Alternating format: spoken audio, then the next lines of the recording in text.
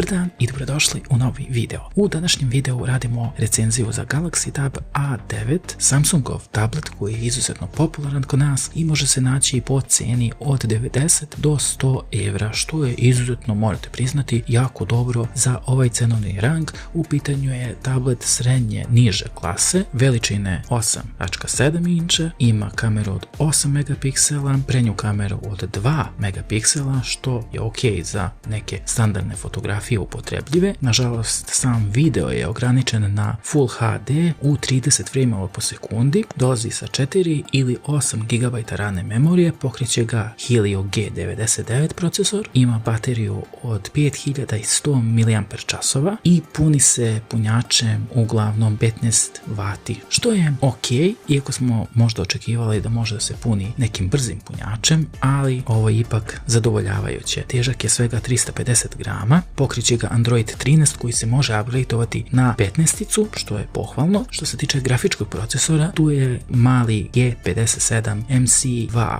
koji može da pokrene neke ok naslove koji nisu previše zahtevni, ali se kod onih novih može primetiti izuzetno usporavanje u radu, što je sasvim i očekivano za ovaj cenovni rang. Tablet podržava microSD karticu, a od ulaza ima USB-C i naravno 3,5 mm ulaz za slušalice, što je pohvalno. Ima stereo zvučnike, dolazi u sivoj, grafit i teget boji. Perfektan je za nezahtevne korisnike, tako da bi neka ocena bila od 1 do 10, 8.